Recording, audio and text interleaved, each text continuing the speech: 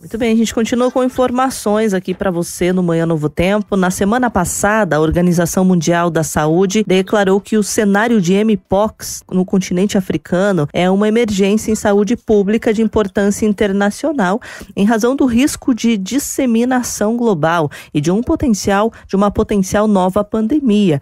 Este é o mais alto nível de alerta da entidade. Em 2024, os casos já superam o total registrado em 2023 e somam mais de 14 mil, além de 524 mortes. E por isso hoje a gente vai falar sobre esta doença, né? Também conhecida como varíola dos macacos, inclusive tem alguns casos aqui no Brasil. A gente trouxe a informação hoje mesmo, mas esses casos que foram registrados no Rio Grande do Sul, pelo menos é a notícia mais atual, eles não têm a ver com, não fazem parte da mesma cepa dessa que oferece um risco internacional. Mas mesmo assim a gente vai tirar algumas dúvidas com ele, o doutor Dorival Duarte, infectologista, participa sempre aqui com a gente, já é de casa. Bom dia, doutor, seja bem-vindo. Bom dia, uma satisfação muito grande falar com você e com os teus ouvintes nesta manhã. Prazer é nosso, doutor. Agora vamos entender então um pouco sobre a Mpox. Quais são as origens dela e como ela foi identificada pela primeira vez, doutor? Bem, a Monkeypox, ou a Mpox, como está sendo chamada mais recentemente, né, em realidade é uma zoonose. Né? O que é uma zoonose? É uma doença que circula entre animais silvestres e acaba sendo transmitida para o ser humano. Em realidade, o Monkeypox é um vírus já conhecido já há muitos anos, né? Em 1958 ele foi conhecido pela primeira vez e em 1970 é que foi feito o primeiro diagnóstico em seres humanos na República Democrática do Congo, que é a região do país lá no oeste da África, né? Onde existe o maior número de casos e de onde os casos acabam se disseminando também para outras latitudes. Então, é um vírus que estava restrito ali naquela região do oeste da África, mas que em anos mais recentes, né, em 2022 para 2023, ele acabou ganhando uma proeminência maior pelo surto que houve com a disseminação de casos para dezenas de países no mundo, inclusive aqui no Brasil. Né?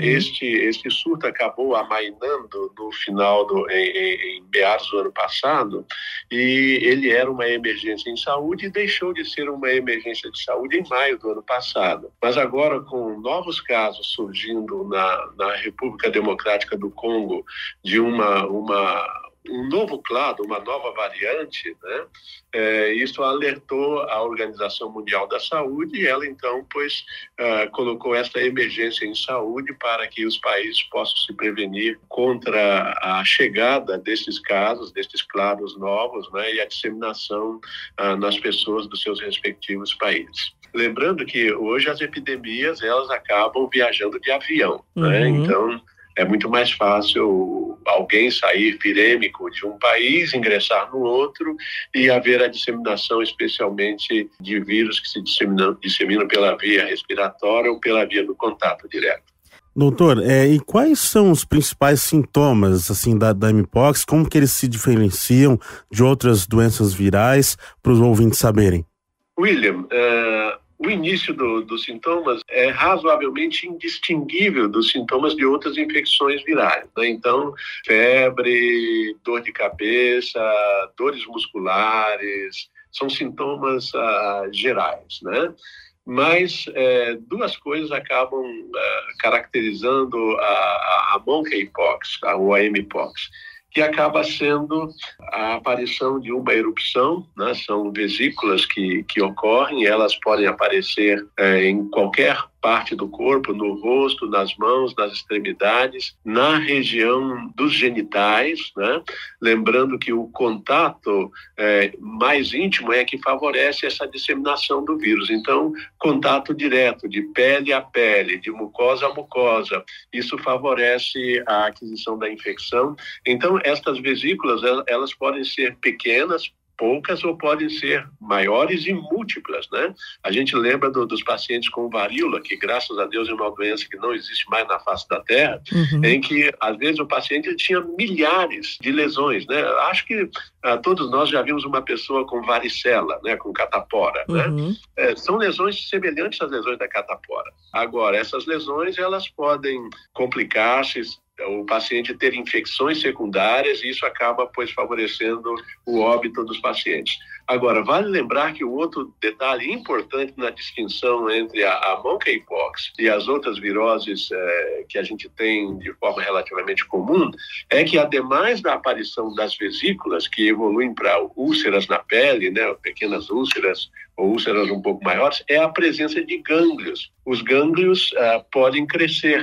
Então, isso é um sinal muito importante que a equipe de saúde precisa estar alerta, né? Então, lesões que aparecem na região genital, seguido de crescimento de gânglios na região inguinal, por exemplo, é um fator que deve levar à suspeição da infecção pelo mpox.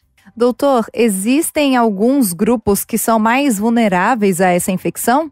Luciana, sim, existem grupos mais propensos, né, em que a infecção pode se desenvolver de uma forma mais intensa. Então, a gente fala das pessoas que têm algum grau de imunossupressão, né, qualquer tipo de imunossupressão, inclusive a imunossupressão condicionada pela infecção por outro vírus, que é o vírus da imunodeficiência. Então, essas pessoas são mais susceptíveis de terem a infecção. Obviamente, as pessoas que têm relações homoafetivas e relações com diferentes parceiros, múltiplos parceiros, essas pessoas estão em um risco particular de adquirir a infecção e funcionarem também como disseminadores da infecção. Então, esses grupos são grupos que são especiais no contexto da aquisição e da manutenção da infecção, servindo como reservório para que a infecção se transmita a outras pessoas.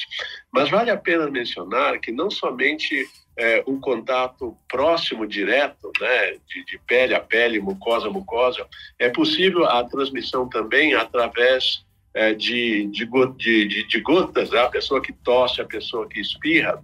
E, interessantemente, esse vírus ele tem a capacidade de permanecer viável em superfícies inertes, né? Em móveis, em roupas.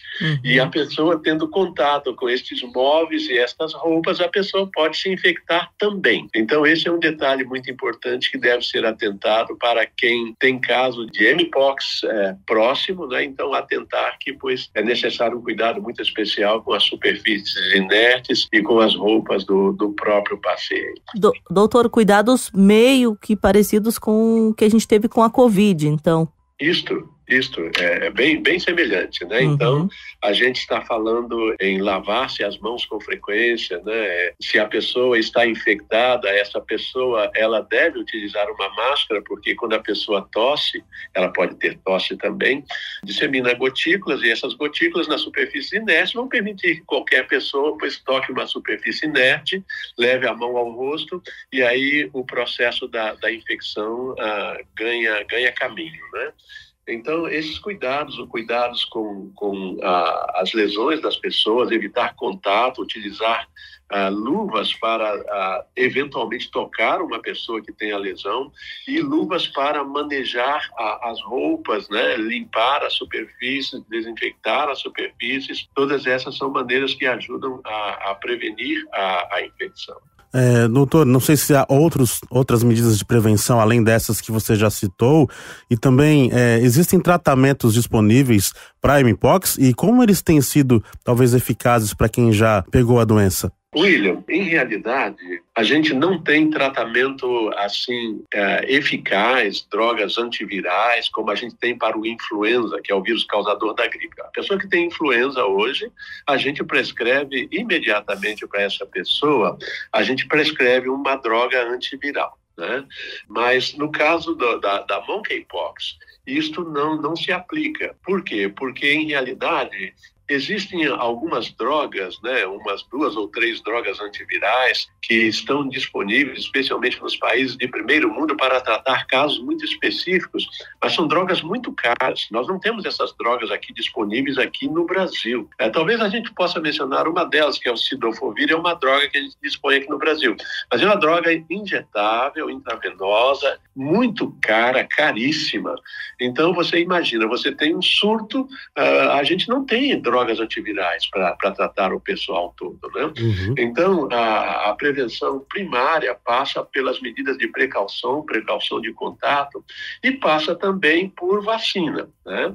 A gente tem vacina, hoje existem 2 vacinas que têm a ação para Mpox, né? Sobretudo uma vacina de terceira geração. E esta vacina de terceira geração, ela é eficaz tanto para prevenir o Mpox como para prevenir a varíola, que é uma doença que a gente já não tem mais, né? Mas a gente tem dificuldade em relação à vacina, porque só existe um único fabricante, e esta vacina ela é produzida não em larga escala, então ela é direcionada primariamente para os contatos próximos dos casos, índices, para evitar que esta infecção ela se dissemine, né, de pessoa a pessoa, né? Vale mencionar que na própria África Central, né, na República Democrática do Congo, a vacinação não tem sido feita como deveria ser. E vale mencionar também que as pessoas adultas, em certa forma, teriam menos possibilidade, as pessoas de idade mais avançada, de adquirir a Mpox, graças à vacina prévia que essas pessoas receberam para a varíola, antes de 1980. Estão dizendo que em 1980 o vírus da varíola foi erradicado, e já a partir da década de 80 já não se administrava mais a vacina para a varíola. E esta vacina para a varíola, ela tem um certo efeito protetor cruzado também para a Mpox. Por isso que a infecção é muito mais frequente em crianças, que as crianças não foram expostas à vacina da varíola no passado, né? Uhum. E essas crianças é que deveriam ser alvo predileto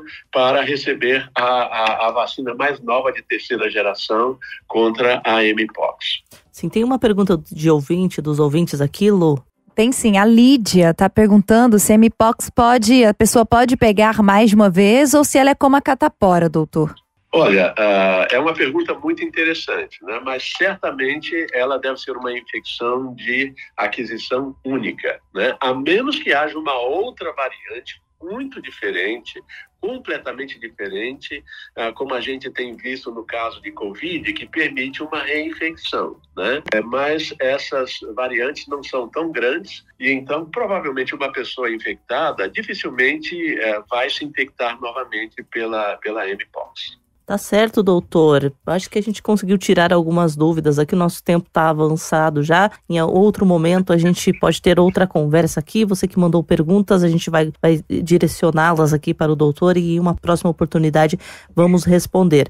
Doutor Dorival Duarte, infectologista, muito obrigada por participar e responder às nossas perguntas. Uma satisfação, estamos à disposição, e um bom dia para você e para todos os teus ouvintes. Ótimo dia.